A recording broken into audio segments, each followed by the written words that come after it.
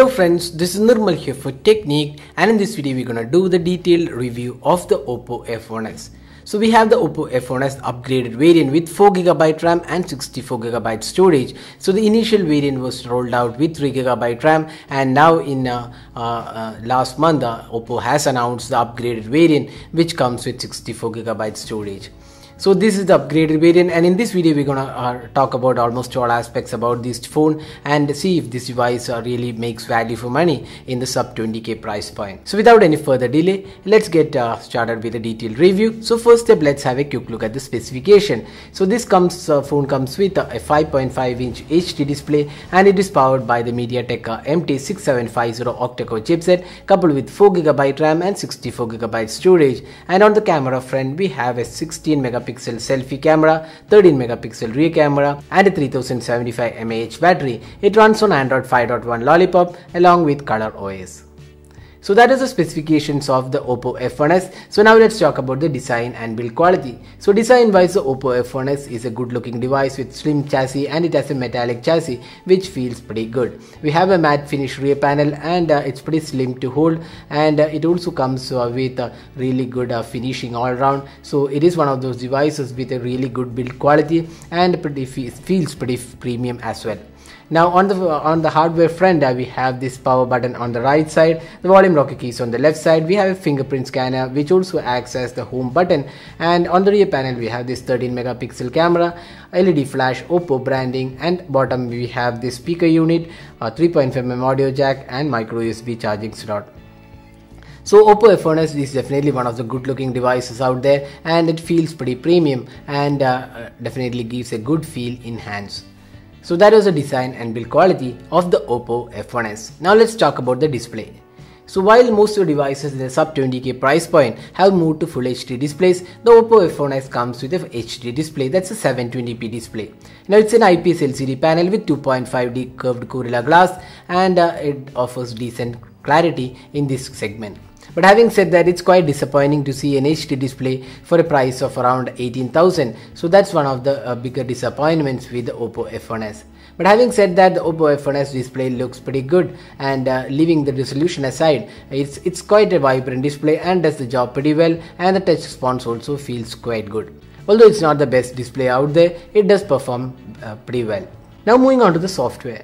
So this phone runs on Android 5.1 Lollipop, and that's one of the major disappointments about this device. So Android 5.1 was released almost 2 years back, and now a phone released in 2016 should have ideally had the Android 6.0 Marshmallow, and here we have Android 5.1 along with the Color OS. So the Color OS is a custom OS on top of Android 5.1 which offers added features.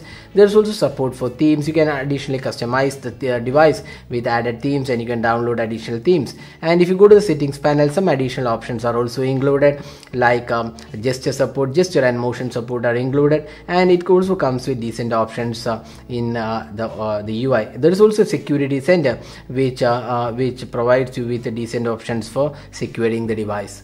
You can also see the custom toggles and the notification center. So overall, we would say it's a good UI, decent UI, but it's not as polished as the Xiaomi's MIUI or the EMUI, and does not have that many features. Although the Color OS performs quite well, the underlying software is definitely disappointing, and there's no major upgrade planned for this device. So that's one of the major disappointments about the Oppo F1s. Now talking about the performance, so this phone runs on an octa-core Mediatek chipset which is coupled with 4GB of RAM and 64GB of storage. So the Mediatek 6750 octa-core performs pretty well, and in day-to-day tasks it's pretty responsive, and we did not experience any major lags or issues, and in day-to-day tasks it performed pretty well.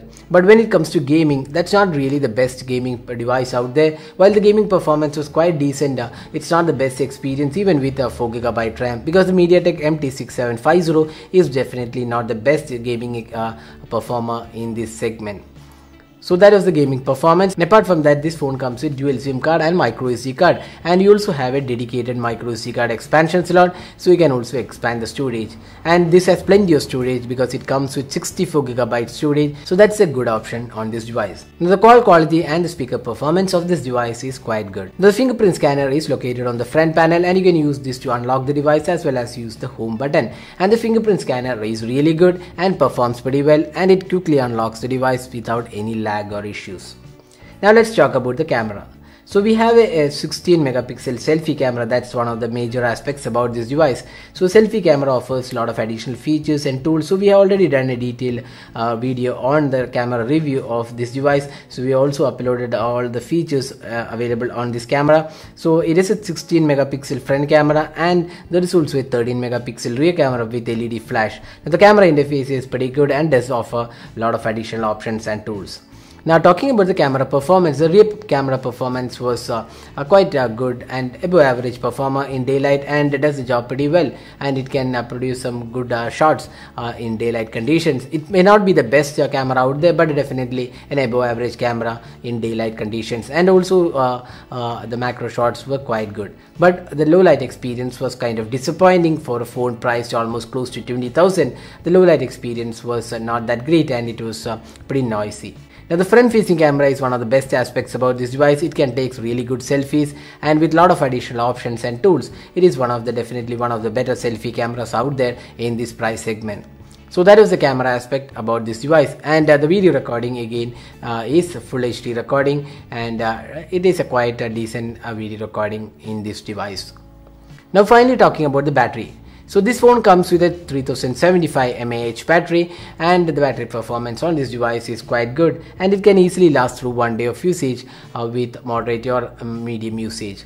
So battery won't be a major issue on this device, but then there is no fast charging included. For a phone priced in the 20k price point, we would expect fast charging to come with this device. So we have talked about almost all aspects about this device. So how good the device is at rupees 19,000. So this upgraded variant is priced 18,999, and this comes with 4GB RAM and 64GB storage. So let's first talk about the pros of this device. So the pros include good design and build quality, then good cameras, decent experience with the rear camera, and selfie experience is really good. Then you also have 4GB RAM. That's plenty of RAM for daily usage, and there is also plenty of storage as well, 64GB.